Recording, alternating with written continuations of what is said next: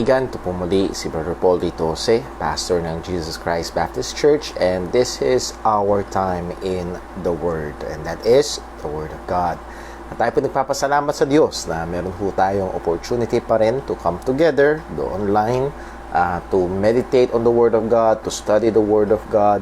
At salamat ho sa mga kapatiran, mga kaibigan na patuloy ho nating nakakasama. And I pray and hope kung sakali, ayan, pasensya na ho, no? Medyo nagpa-fluctuate yung ating internet signal. At kaya yung sinasabi ko ho, I would like to encourage ang ating mga kapatiran, if you nawa ay i-share nyo ho or mag-host kayo ng watch party or after our live streaming ay i-share nyo sa inyong Facebook ang ating hong mga gawain. Hindi lamang ho ang ating time in the Word, even our Sunday services. And ang goal ho niyan ay para lahat ng friends nyo sa Facebook ay magkaroon ng opportunity na makapanood, makapakinig ng ating hong mga pangangaral, pag-aaral ng salita ho ng Panginoon. At nawa, maaari itong gamitin ng Diyos upang sila ay maabot ng ebanghelyo ng kaligtasan. Well, without further ado, sapagkat medyo espesyal ang atin ho magiging fellowship ngayong hapon pong ito, ay atin magkakaroon ho tayo ng special online fellowship mamaya after ho ng ating time in the Word. At sinend ko na ho yung link sa atin hong mga Facebook group, Facebook chat group o group chat. And so pagkatapos ho ng ating time in the Word, i-open ko yung room and you siguro click that link kapag available na po. Mag-send din ako ng message at click that link so we will be able to join in. So ito ho ay paraan din natin na para i-testing itong bagong feature na ito ng Facebook. At isang magandang bagay ay ito ho ay libre. Salamat nga ho pala sa atin hong kapatid na Sister Sheng Gahete na nagpapagamit ng kanyang account ng Zoom. Kaya ho nakakapag-fellowship ang ating mga ladies and even the last men's fellowship. So salamat po. And Lord willing, ito ho ay ang Facebook room ay magamit natin ng maayos at makapag-fellowship tayo, maging ang mga young people ay pwede hong gawin ito. Ilang mga announcements po muna. Ang construction ng ating church ay tuloy-tuloy. At kung makikita nyo ho, ay baka hindi nyo ma-recognize ang loob ng ating bahay-sambahan. Bakbak na ho. Siguro more than 50% ng sahig ay bakbak na. At pag-pray ho natin sapagkat next Sunday morning or next Sunday ang ating hong gawain ay idadaos sa ating Sunday school room. So pag-pray natin, iaayos ho natin yan. And that being said, kailangan natin ng mga dagdag na manpower if you're available. And on Saturday at 5 p.m. Para maglinis, mag-ayos, ay gusto ho natin kayong makasama. And then also, pag-pray ho natin ang ating mga kapatiran, may mga karamdaman, again, paulit-ulit nating ina-announce, pero I hope hindi tayo nagsasawang ipanalangin si Brother Dave, si Sister Jinjin, at na pinost ko ho sa ating group yung post ni Sister Jinjin about her medicine, dagdag na gamot, na oral chemo, which is, kung na nagkakamali ng tanda, 150 pesos ang isa. At kailangan niya ng total ng 78 na piraso. So, we can do the math. Alam natin na ang kalagayan financial ng ating kapatid. So, if we can be a help, a blessing, a channel of blessing, and this is an opportunity to do good, and let us do good. And salamat sa Diyos. Alam ko ho na meron tayong mga kapatiran na nagte-take ng step na tumuwang sa ating kabayan. Praise God, nagagalak ako bilang inyong pastor na nakikita ang pagtugon ng ating mga kapatiran sa kautos ng Panginoon at pagpapakita ng pag-ibig sa ating kapatid. And then also, I would like to challenge everyone to be in attendance. Kung kayo ho ay allowed and able to come, be at church, be here at church. And if not, ay be present sa ating live streaming morning and evening. Mga kapatid, again, this is not a multiple choice. This is an obligation ng Kristiyano as we therefore have wag natin pabayaan ang pagtitipon-tipon. So every time na may pagtitipon-tipon, dapat ang desire ng Christian is to be present, not how to be absent. So i-challenge ang bawat isa sapagkat hindi lamang pala sa in person. Nangyayari talaga, morning ang dami, evening ang konti. Maging online. Maging online, nasa bahay-bahay na nga lang, ay morning, madaming nag-view. Pagdating sa evening, ay nawawala. So again, iwanan na ho natin yung dating mentality na once a week lang, Sunday ng umaga lang. No.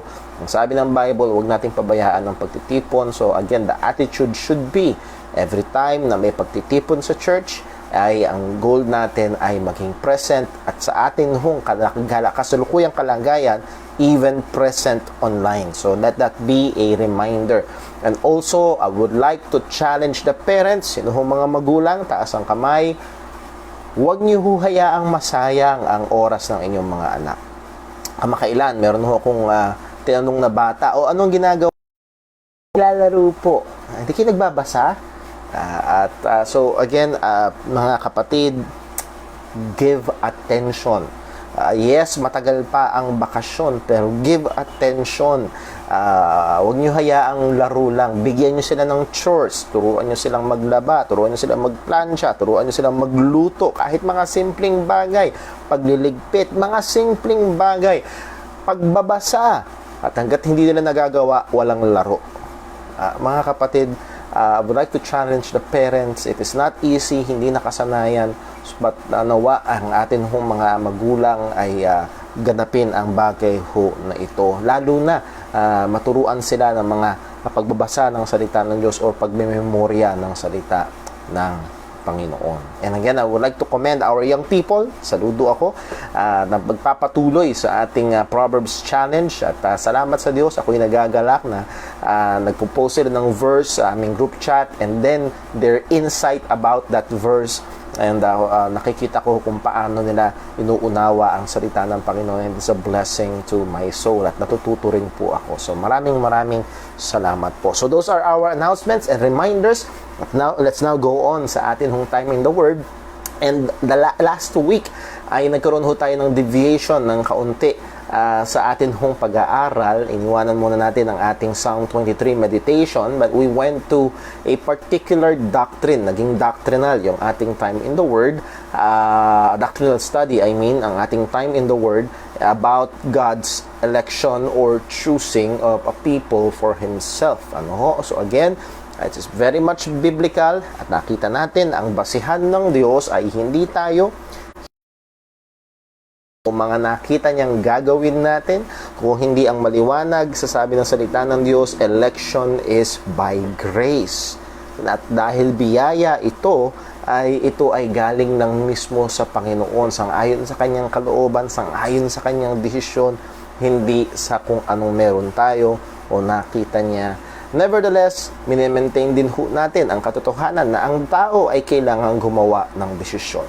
At sasabihin, paano yun, Brother Paul? Desisyon ng Diyos, desisyon ng tao, hindi man natin mapag-isa o ma-reconcile sa ating mga kaisipan.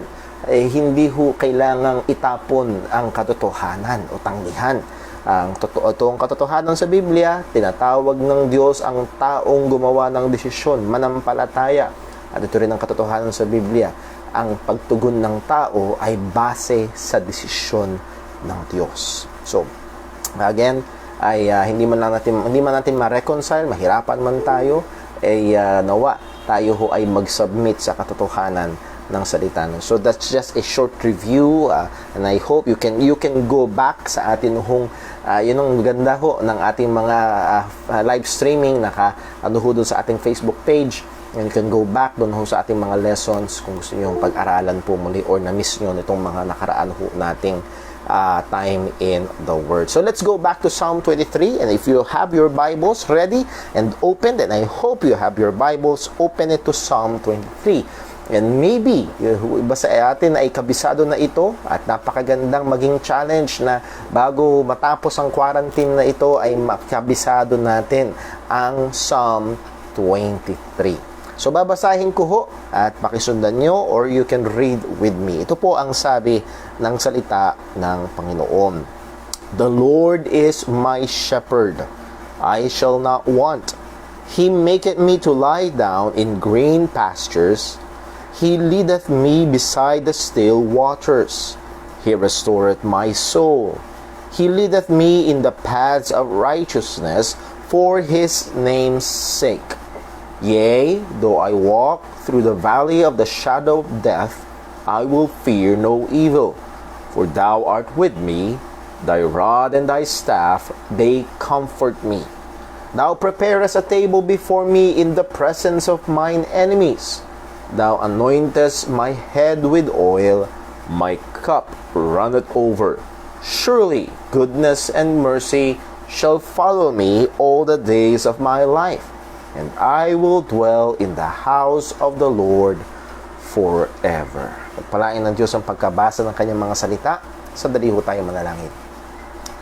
Panginoon naming Diyos, aming Ama sa langit, muli nagpapasalamat kami sa iyong kabutihan, sa iyong biyaya na sa amin hindi lamang nagligtas kung hindi pumili at pinili mo kami para sa iyong sarili. Panginoon, anong pribilehiyo, anong biyaya, anong pagpapala ito.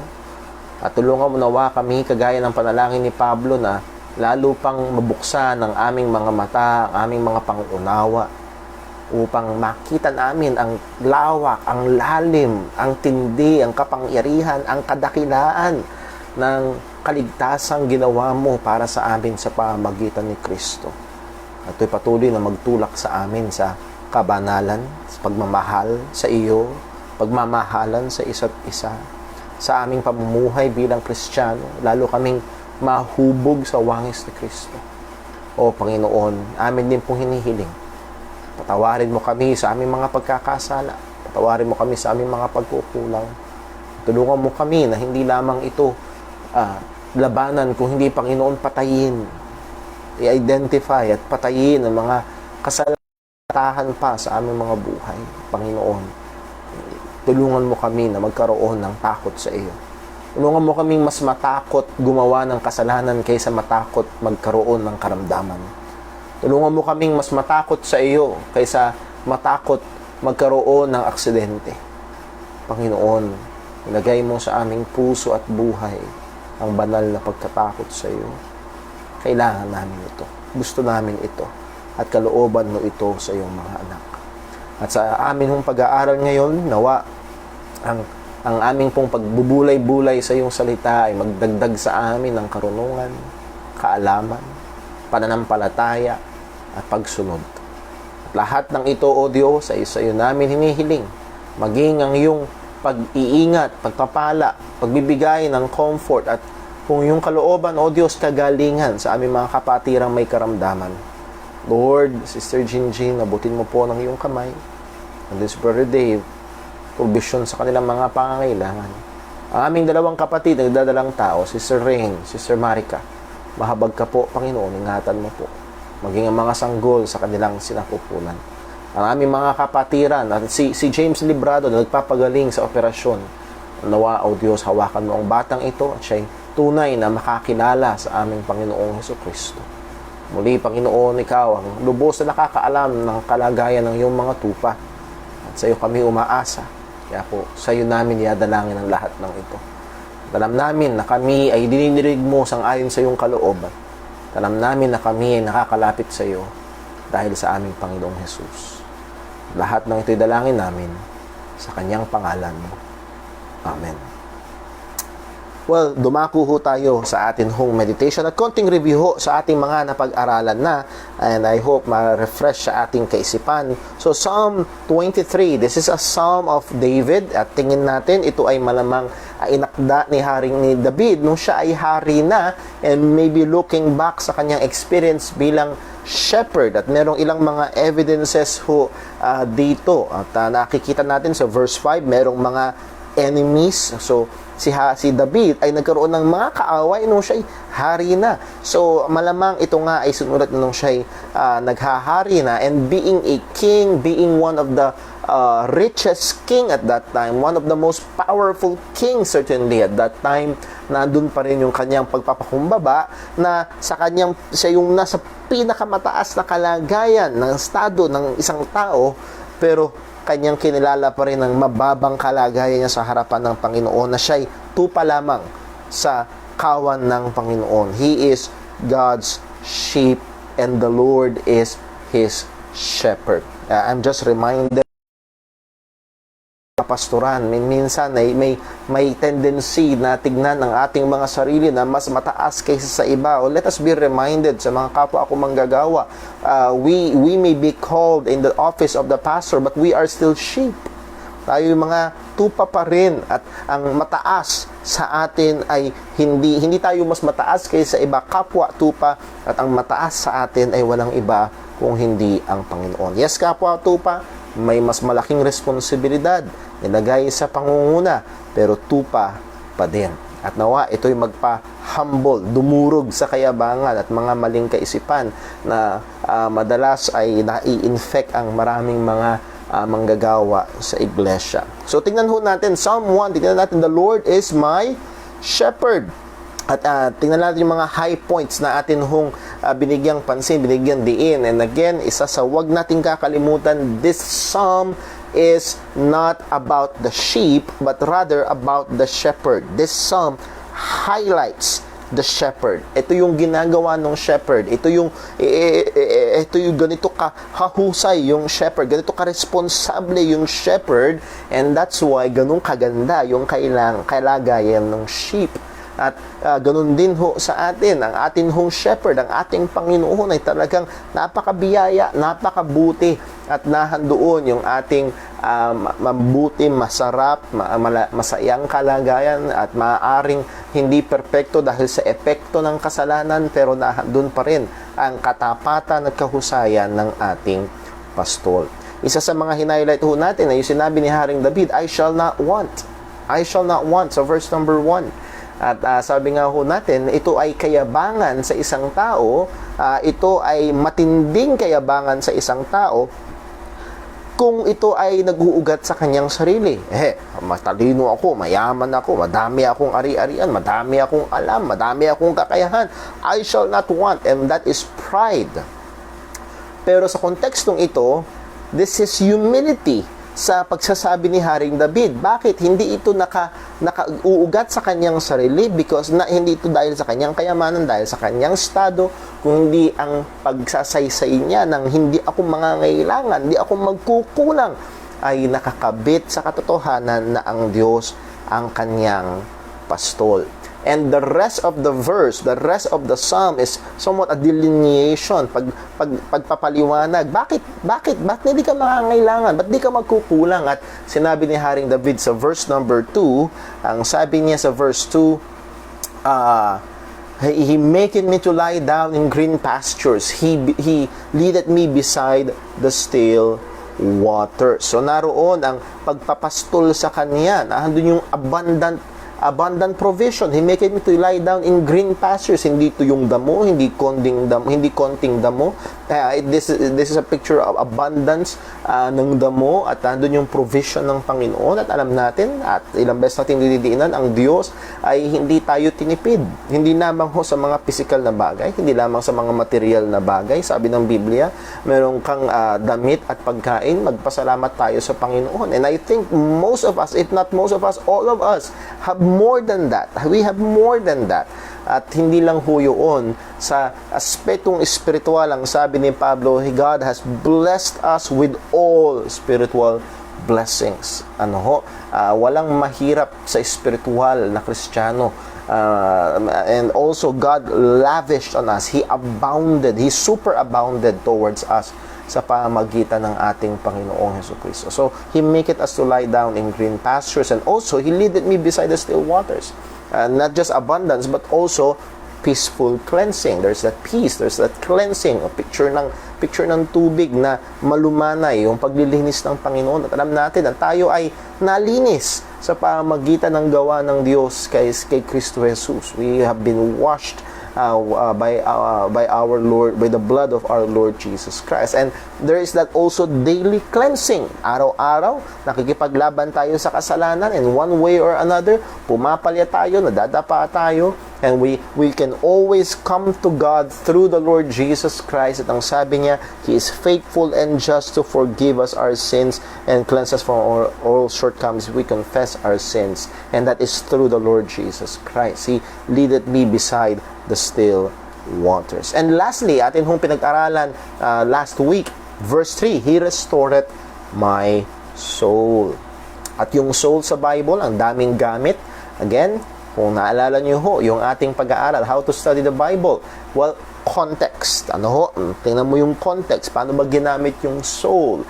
At dito, hindi niliwanag ni Haring David kung ano ang pinapatungkulan niya. So, it can be, God is the restorer of the soul. It can be the soul which is your soul, your spiritual being. It can be the soul which is your body or your life, your emotion, the totality of your whole being. So, siya ang nagpapanumbalik, siya ang nagpapanariwa ng ating kaluluwa. At iyan ho ang ginagawa ng ating Panginoon. Hindi lamang ho sa ating spiritual, kundi sa ating emosyon, sa ating passion. Pag mga pagkakataon na tayo ay discouraged, may mga pagkakataon na tayo ay nanghihina, God comes in many different ways to restore us. Minsan gagamit siya ng pangyayari, minsan gagamit siya ng mga tao, minsan isang maaaring simpleng verse na nabasa mo mula sa sticker na nakadikit sa jeep. I can remember distinctly isang pagkakataon, ako ay high school student pa ho noon. Alam niyo, expression sa English, you woke up in the wrong side of the bed, masama ang gising mo, nakakunot ang noo mo, umagang-umaga. At naalala ko, nag-aabang ho kami ng jeep noon para pumasok sa eskwelahan, and dumaan ang isang tricycle na punong-puno ng mga bata ng mga tinuturuan ko ng Saturday sa mga feeding centers pa noon. And in that sense, nung nakita na, Kuya Paul! Wala na, nakangiti na ako buong maghapon. Yung bigat, yung bang parang napaka masamang umaga, wala. And again, those just simple ways God can encourage us. Sa amin hong mag-asawa, yes, mahirap magkaroon ng anak, pero in simple ways, just a smile, the smile of our son, alam namin na blessing mula sa Panginoon. Smile lang ni Timmy ay nakaka-encourage na, nakakapanumbalik na ng lakas. So again, there are many other ways na ini-encourage tayo ng Panginoon. And many times, sa pamamagitan ng mga tao, if we will read the letters of Paul, siya mismo ay may mga pagkakataong nadi-discourage, may mga pagkakataong mababa ang kanyang kalagayan, at na sinasabihan niya si Timothy at si Titus, lumapit kayo mabilis, o dumating nawa kayo ng mabilis sa akin, or sabi pa mismo ni Pablo, our spirits were refreshed by the coming of our brother. So again, may mga pagkakataon na gumagamit ang Diyos ng mga tao upang tayo ho ay ma-refresh. So, He restored my soul, and ang sabi, He leadeth me in the paths of righteousness for His name's sake. Medyo binigyan natin ng diin dito. He does not lead us in the paths of happiness, not in the paths of fulfillment of our dreams, or paths of prosperity, as much as other so-called Christian groups ay gustong ito ang ibigay lagi. Ang gusto ng Diyos ay you are healthy, wealthy, and happy. Not always. Nakita natin yun sa salita ng Panginoon. Pero He leadeth us in the paths of righteousness. God's primary goal is our holiness, not our happiness. Ang primary goal ng Panginoon ay ang ating kabanalan. God's primary goal is our conformity to the image of Christ, not the fulfillment of our dreams. Nawa, ito ho'y maging malinaw sa atin. At napakadami ng mga mangangaral ang nililigaw ang mga tao na para bang ang Diyos ay nariyaan para tuparin ang mga pangarap mo. No, sabi ng Diyos, for whom He did foreknew, He did also predestinate. Romans chapter 8 verse 29, to be conformed in the image of His Son. Then that is ang goal ng Panginoon. Nung tayo ay Kanyang iniligtas, He will sanctify us and conform us to the image of Christ. So God never leads. Sabi, He led me in the paths of righteousness. God never leads in the paths of wickedness. Kung ang Diyos ang iyong pastol, dadalhin ka niya sa daan ng katwiran. It means ang buhay natin ay dapat patuwid ng patuwid ng patuwid ng patuwid. There's that sanctifying work. And let me ask right here, is that your life? Hindi natin tinatanong, perfecto ba ang iyong buhay? Because no one is. Pero yung bang buhay mo ay patuwid ng patuwid ng patuwid ng patuwid, nakikita mo ba, lalo ka bang nagiging makadiyos? Not religious, madaling maging religious. Kahit ang isang drug lord pwedeng maging religious. Kahit isang taong palamura at immoral na tao ay pwedeng maging religious. Ang tanong natin, ikaw ba ay nagiging matuwid ng matuwid ng matuwid, holy, pabanal ng pabanal? Lumalago ba ang pagmamahal mo sa Panginoon? Ang sabi ng salita ng Diyos, if God is your shepherd and you are His sheep, He leads us in the paths of righteousness. Dinadala niya tayo sa paths of righteousness. So, sa ating pinaka-devotion ngayong hapon, ay titingnan natin ng isang verse number 4. Verse number 4. At kagaya nung sinabi ko kanina, ang verse 4 na ito ay dinudurog ang theology ng mga prosperity gospel preachers. Ano means by sabing prosperity, health, wealth, and prosperity. Yun lang ang kanilang self-esteem, feel better theology. Yun lang ang kanilang dala-dala. Well, ang verse na ito ay dudurog doon, papakita na hindi yun totoo, hindi yun biblical. At kung ang Kristiyano may dadaan sa mahirap na kalagayan, kasama niya pa rin ang Panginoon. Verse 4, let's read. Ano po ang sabi? Yea, though I walk in the valley of the shadow of death, I will fear no evil, for thy rod and thy staff, they comfort me. So, naroon ang katotohanan na ang tupa ay dadaan pa rin sa gloomy, dark places of life, in the valley of the shadow of death. Ang partikular na talatahong ito ay naging matibay na angkla ng maraming mga Kristiyano na dumadaan sa mga bagyo ng buhay. May mga Kristiyanong nasa banig ng karamdaman, nasa halos kamatayan na.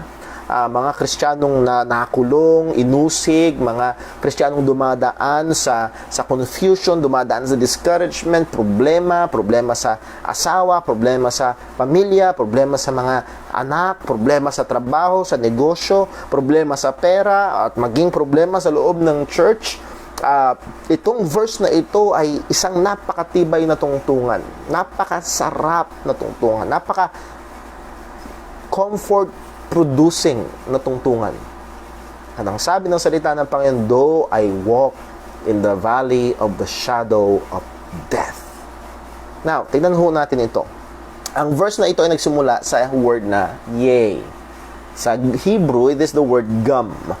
Na ang translation is yes. Yes. As if si Haring David ay nag-expect ng parang bang may mag-o-object, well, lagi bang masarap? Lagi bang green pasture? Lagi bang still waters? Lagi bang okay ang lahat ng bagay? Yes, hindi laging okay, but yes, laging kasama ang shepherd. Laging kasama ang shepherd. Yea, though I walk through the valley of the shadow of death. Kahit ako ay lumakad sa valley of the shadow of death. Here is a well-balanced theology of the Christian life. Alam ni Haring David na hindi laging green pasture, hindi laging still waters. Para bang si Apostol Pablo, sabi niya, naranasan ko, marunong ako, naranasan ko at natuto ako makontento ng meron o wala, ng sagana o salat. Pero again, ang theology ng iba, lagi lang meron, laging sagana. Kung ikaw ay malapit kay Lord, at kukustuhin niyo ba ang kalapitan ni Apostol Pablo sa Panginoon? Of course not. Pero kahit sa ganong kalagayan, sabi ni Apostol Pablo, sa salat o sa kawalan, siya ay natutong makontento. And no doubt, ay ang katotohanan ito ay totoo kay Apostol Pablo because the shepherd is with him. Ang nagsusustento sa kanya ay walang iba kung hindi ang pastol, ang Panginoong Hesukristo. Itong word na valley of the shadow of death, itong shadow of death actually ay 17 times, more or less, ginamit sa Old Testament. At 9 times, surprisingly enough, ay 9 times ginamit ito sa Book of Job. Kung merong isang karakter sa Biblia ang dumanas ng grabing problema, sino? Si Job. And out of 17, 9 times itong shadow of death ay binanggit sa book of Job. Buksan lang natin, malapit-lapit naman si Job dito sa Psalm. Job chapter 10. Job chapter 10 and verse number 21. Job 10:21. Ano ang sabi?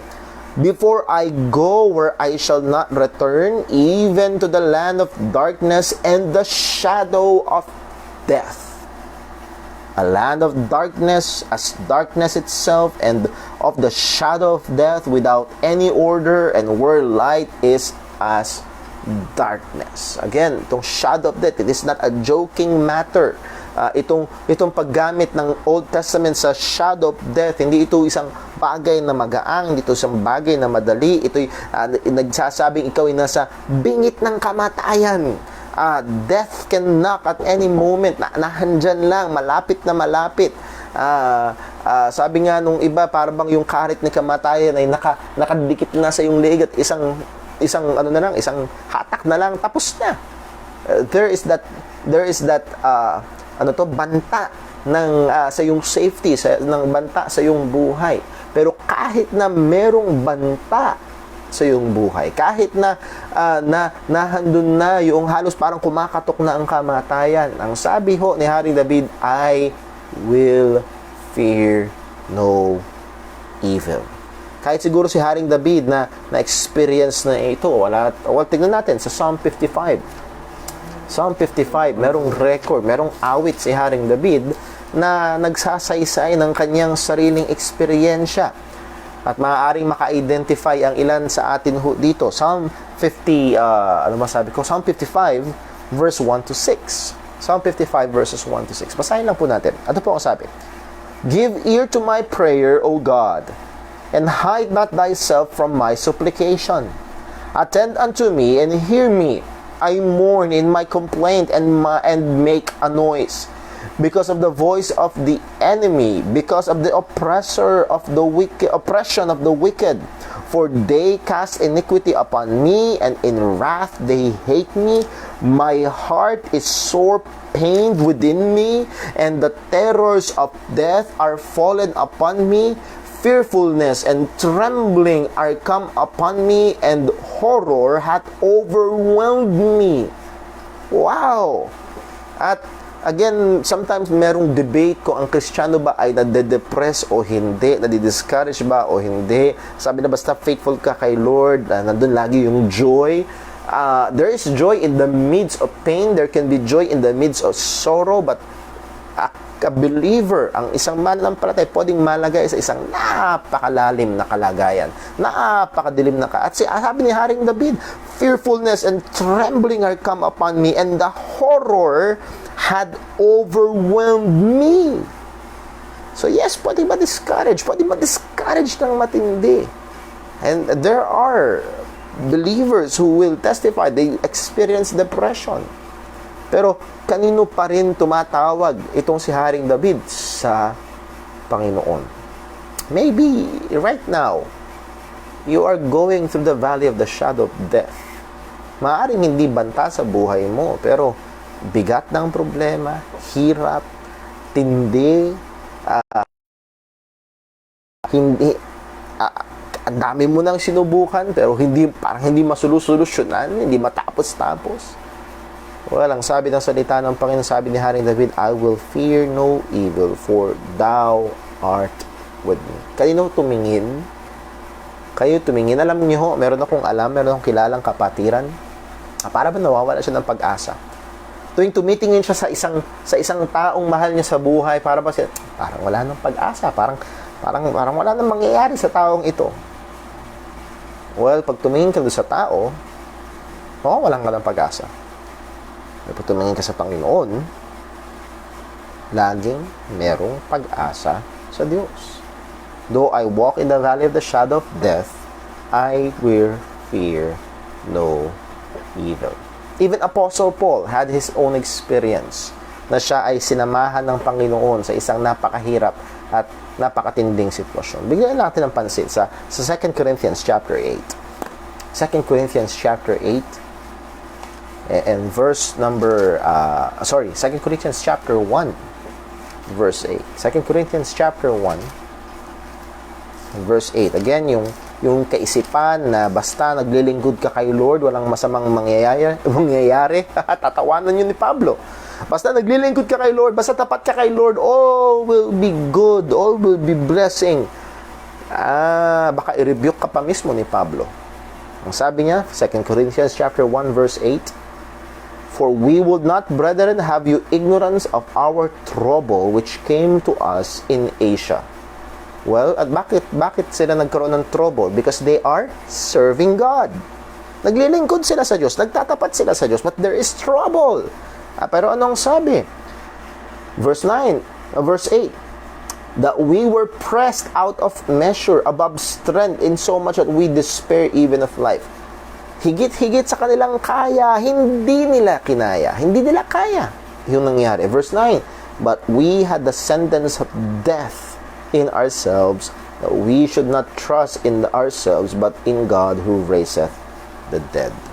Anong ginawa nila? Ano nangyari? Nagtiwala sila, hindi sa kanilang sarili, kundi nagtiwala sila sa Panginoon. So, if you are going through the valley of the shadow of death, fear no evil, for thou art with me. Remember, if you're a believer, God is with you. God is indwelling you. Nakatahan ang Diyos sa iyo. Ang banal na Espiritu ay nakatahan sa atin. Kasama natin siya. Hindi mo man, quote and unquote, ma-feel. Medyo din natin to, I think, last week. We do not hold to a feeling theology. Ano yung feeling theology? Ang ating theology nakabase sa feeling. So, hindi ko feel. No. We are based on truth. And this is the truth. Feel mo man o hindi, kasama mo ang Panginoon kung ikaw ay isang mananampalataya. Ikaw man ay dumadaan sa shadow of death, the valley of the shadow of death, kasama mo ang Panginoon. Ang sabi, "I will fear no evil." Yes, pwede bang mag-alala ang Kristiyano? Oo. Pwede bang magkaroon ng takot? Maaari. Pero hindi ito magde-despair dahil nakatingin sa Panginoon. The source of this courage, saan man nanggagaling ang courage na ito? Saan nanggagaling ang tapang na ito? Well, kagaya ho, nung sinabi ni Haring David sa bandang una, "The Lord is my shepherd, I shall not want. I will fear no evil." Why? Because thou art with me. Dahil kasama natin ang Panginoon. So, nahandoon ang pagtatanggol ng Diyos sa kanyang mga tupa. Nahandoon ang pag-iingat, nahandoon ang pagpoprotekta ng Diyos. Kagaya ng sinabi ni Pablo sa Romans 8 verse 31, what shall we say then to these things? If God be for us, who can be against us? Well, Satan is against us, the world is against us, our sinful flesh is against us, but no one will be successful against us because the Lord is for us. Dahil ang Diyos, gaano mang paratang ang gawin ni Satanas, anumang hatak ang gawin ng sanlibutan, hawak ni Kristo ang kanyang tupa. Hindi lang basta hawak, ibinigay niya ang kanyang sarili para iligtas ang kanyang mga tupa at hindi yun papalya. So, again, ang source ng courage na ito, sabi ni Haring David, "For thou art with me." That comfort, that courage, that encouragement comes from the presence of God. So, let me again remind us, mga kapatid, sa pinakamataas na kalagayan, abundance of green pasture, or maging sa pinakamababang kalagayan, valley of the shadow of death, God is with His children. Kasama natin ang Panginoon. Ano man ang mangyari. At again, maaring, sabi nga, hindi ko na makalala kung sinasabi, maaring ang pakiramdam mo ay parang bakal ang langit at hindi tumatagos ang iyong panalangin. Humawak ka sa katotohanan na ang Diyos ay kasama mo kung ikaw ay kanyang anak. Yun ay totoo. Sabi ng Hebrews 13:5, familiar tayo, and be not let your conversation be without covetousness, and be content with such things as ye have, for he hath said, I will never leave thee nor forsake thee. Hindi tayo iiwan, hindi tayo pababayaan ng Panginoon. Sa 2 Timothy chapter 4, we do have time. 2 Timothy chapter 4, tingnan lang ho natin. 2 Timothy chapter 4, sabi ho ni Apostol Pablo ito. Merong personal na karanasan si Pablo na walang bumaap sa kanya, walang sumama sa kanya. 2 Timothy chapter 4 verse 16, anong sabi ni Pablo? At my first answer, no man stood with me. Iniwanan siya. Walang tumayo kasama niya. No one stood with me, but all men forsook me. I pray God that it may not be laid to their charge. Verse 17, notwithstanding, what? The Lord stood with me. Walang tumayo. Para bang nag-iisa na lang akong tumayo para sa Panginoon. Sabi ni Apostol Pablo, the Lord, actually, hindi walang tumayo. Merong tumayong kasama ko. The Lord stood with me and strengthened me, that by me the preaching might be fully known, and that here, and I was delivered out of the mouth of the lions. Higit sa malamang, kinumpara ni Haring David sa karanasan ni Daniel na nag-iisa siya sa lions den, and maatungol yung mga leon at gusto siyang kainin, but walang gawa ang mga leon sapagkat isnara ng anghel ng Diyos ang bibig ng mga leon na ito. At ganun din si Pablo na siya'y sinamahan ng Diyos. Sabi sa bandang dulo ng Psalm 23 verse 4, thy rod and thy staff, they comfort me. These are the normal tools ng isang shepherd. And we can also say that they're not just tools, they are armaments. Ito yung sandata ng shepherd. Wala silang baril, kadalasan di sila nagdadala ng espada, rod and staff. Yung rod ay isang medyo mas maiksing kahoy, siguro makukumpara natin sa batuta. And staff, ito yung medyo mas mahaba na sa karamihan ay nakikita natin merong U-shape sa dulo, parang SU shape. At sabi ng iba, para daw pag nahulog yung sheep, pwedeng kawitin na ganun at may angat. Yes, may mga pagkakataon, ginagamit ng shepherd ito to discipline the sheep. Matigas ang ulo. I remember one time, nakapakinig ako, I'm not sure how accurate yung information, pero ang sabi niya, kapag matigas daw ang ulo ng tupa, pwede daw gamitin ng shepherd yung rod na yon at pilayan. Pilayan ng kaunti yung tupa para matutong magstay at kakargahin ng pastol yung tupa. Dito ka lang at magiging close yung pastol at yung tupa at hindi na siya hihiwalay ulit. So again, I don't know how accurate that is. Nevertheless, isang bagay ang sigurado, ang rod and staff na ito sa konteksto ng ating pinag-aaralan, ito yung comfort ng sheep. Bakit? Alam niya na ito ay gamit at gagamitin ng pastol. Dumating man ng leon, dumating man ng asong lobo, gagamit ito ng pastol para ipagtanggol. That is, the shepherd is a ready protector of the sheep. God is a ready protector of His people. Siya ang protector, siya ang tagapagtanggol. And He is also even the avenger of His people. Let us be reminded, ang sabi ho ni Apostol Pablo sa Romans chapter 12. Romans chapter 12, verse number 17. Romans chapter 12, verse 17. And if you can picture this as God the shepherd who will avenge His sheep. Ang sabi sa verse 17, recompense to no man evil for evil. Ginawan ka ng masama, huwag mo din daw gagawan ng masama. Sabi ng salita ng Panginoon, provide things honest in the sight of all men. If it be possible, as much as it lies in you, live peaceably with all men. Hanggat kaya mo, ang effort mo is to live peaceably, hindi mo dapat effort gumawa ng gulo. Okay? Verse 19, dearly beloved, avenge not yourselves. And that is imperative. That's a command. Mga kapatid, mga minamahal, huwag niyong ipaghihiganti ang inyong sarili, but rather give place unto wrath. For it is written, vengeance is mine, I will repay, saith the Lord. Mga kapatid, tingin ko sa sarili ko medyo pasensyosong tao. Pero, siguro maiiba ho ang kwento kapag may ginawa kayong masama sa anak ko.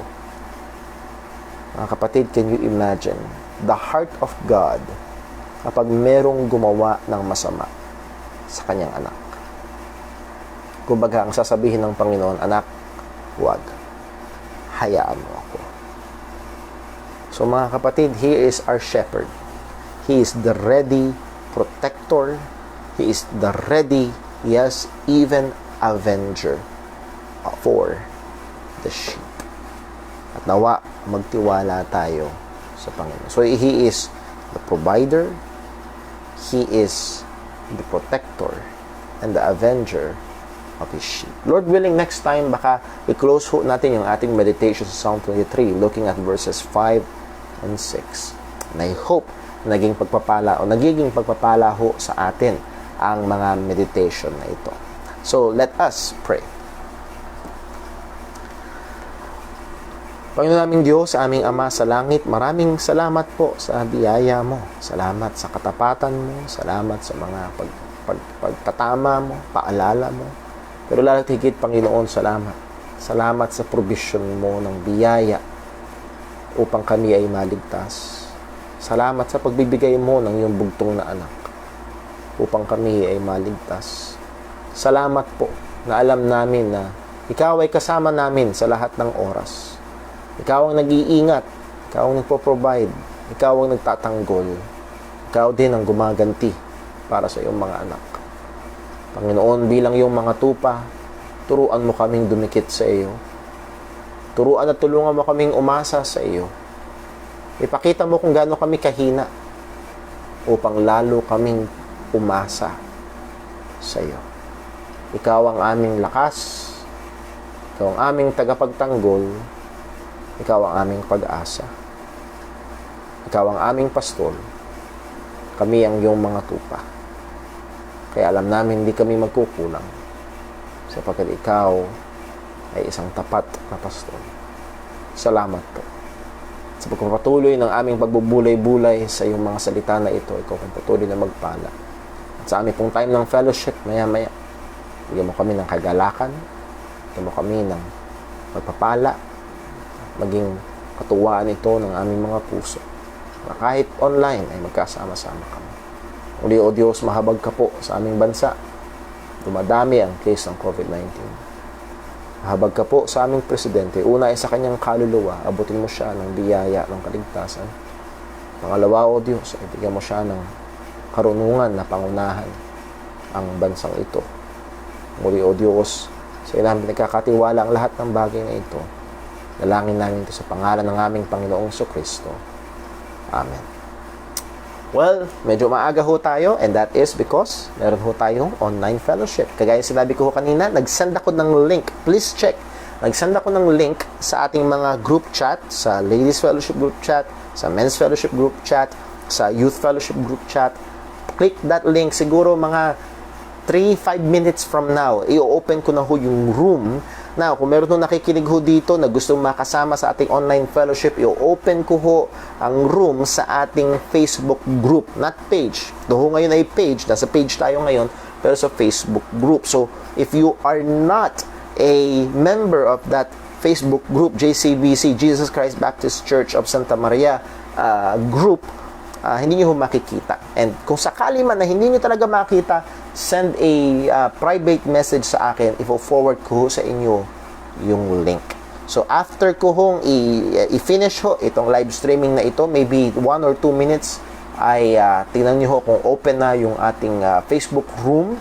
And Lord willing, magamit natin sa mga susunod nating fellowship. As far as information goes, supposed to be, kaya ang 50 katao sa magkasama-sama online. And hopefully, maging available to. So mga kapatid, see you in the room. And we will have a good time of fellowship. God bless po.